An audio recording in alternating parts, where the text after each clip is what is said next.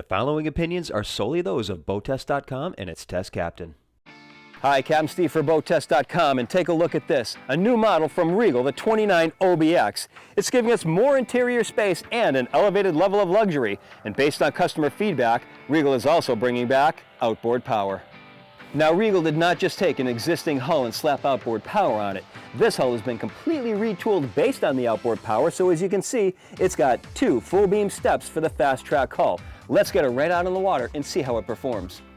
The Regal 29 OBX has a length overall of 29 feet, a beam of 9 feet, and a draft of 2 feet 7 inches. With an empty weight of 6,550 pounds, 3 people, and 75% fuel on board, we had an estimated test weight of 7,821 pounds. With the twin 200 horsepower Yamaha 4-strokes turning 19 Reliance props, we reached a top speed of 52.6 miles per hour at 5250 RPM. Best economy seemed to be reached at 3,500 RPM and 27.3 miles per hour. At that speed, we were burning 11.2 gallons per hour, which produced a range of 324 miles, all while holding back a 10% reserve of the boat's 148-gallon total fuel capacity. Being a bigger bow rider, she handles with a solid feel. With the twin fast-track steps, she also feels slippery, meaning that she seems to glide forward just a little bit more when the power comes off, and she'll get up on plane quicker than expected. 4.3 seconds in this case. Her power steering gives her fingertip control, and she responds well to the helm. Turns produce no chine walk even when getting heavy-handed, which contributes to that solid feel. So now that we're back at the dock, let's go over some of her features. Even though we have outboard power, we still have a fully functioning transom area.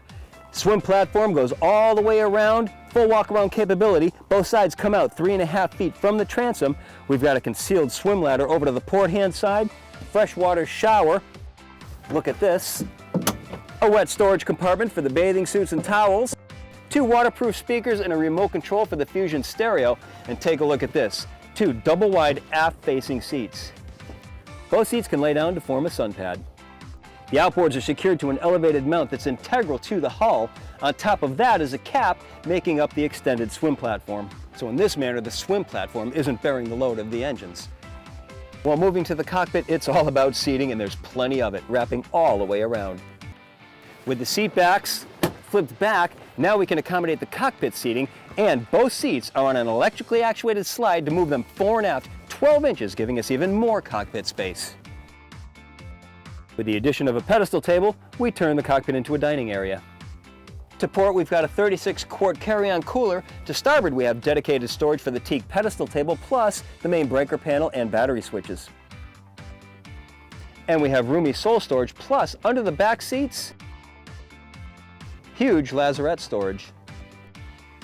Because we've got an elevated level of luxury, this boat comes with a standard power tower that gives us an elevated tow point 6 feet 8 inches off the deck, plus an integrated bimini fore and aft, and it comes down at the touch of a button. And notice how when it's in the lowered position, we can still drive the boat so that it can be maneuvered under low bridges. Both the helm and companion seats flip to forward facing, and both also include flip up bolsters. Notice to the sides we've got cargo net storage with a bottle holder, drink holders, and a Fusion stereo with speaker just underneath. Thoughtful touch is the stainless grab handle and a space for putting stuff. And inside the console, we have a head compartment. Porta potty is standard. Here we have the optional porcelain electric head, opening port light for ventilation and natural light, and a vessel sink on top of the Corian counter. Features at the walkthrough begin with the sole storage compartment.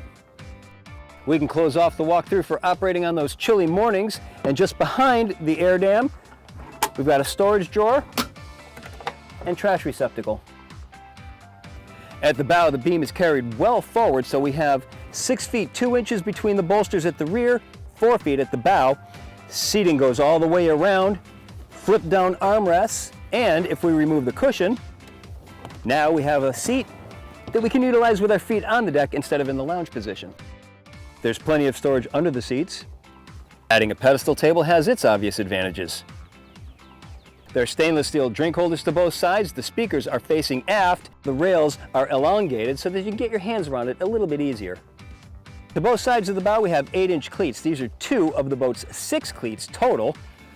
In the center of the deck is a hatch accessed by a lift and lock latch. Underneath is a Lumar windlass with a cleat to the side for securing the rode. Anchor runs out through the stem. There's an access hatch to the side for getting to the road and managing tangles, and the only control is over to the right-hand side. And when the hatch is closed, we can rotate the nav light into position. The helm is all dark tones to knock down glare, vinyl wrapped brow, a depth gauge, a standard 10-inch GPS map 7610, and a fuel gauge. Over to the right-hand side, we've got a control for the Lumar bow thruster, Bennett trim tabs with LED indicators to both sides, the engine start stops just above the ignition switch, rocker switches over to the left-hand side, the wrapped wheel that's mounted to a tilt base. To the right-hand side are the binnacle controls for the Yamaha outboards. Just behind that are the controls for moving the seat fore and aft and up and down. I said the 10-inch display was standard. That's because it's got the Yamaha gauges integrated into it. We've got a wraparound windshield with a stainless steel frame, heavy-duty stainless steel supports, latches for the walk-through windshield. I'd like to see both of those interconnected, and there's no distortion to the windshield on the sides. Couple of features that are evidence of this not being a boat that's just for protected water. Among them, freeboard, 3 feet 10 inches at the bow, 3 feet at the stern. The higher windshield with the pantograph wipers and the VHF radio. Now let's talk about some of the upscale Regal treatments that we're seeing on the 29 OBX, including the stainless steel accent to the back of the power tower and the accent to the stern cleats. Looking at the upholstery, it's heavy duty 32 ounce with a 10mm top coat that's UV and stain resistant. It's double French stitched with a backing underneath the stitching, and notice the multiple tones plus custom embroidery. There's optional seagrass carpeting with padded backing, and we're seeing stainless steel everywhere. Continuing with the upscale treatments on the 29 OBX, we have a technology package that includes the premium sound system with 2 speakers at the swim platform plus a subwoofer forward, the battery charger, along with the standard fore and aft adjustment for the helm seat. There's an additional up and down adjustment, and a lighting package that includes the underwater lights. Well, we've got our expanded level of luxury plus the handling that we've come to expect from Regal all coming together in the 29 OBX. That's my full look. For BoatTest.com, I'm Captain Steve. We'll see you on the water.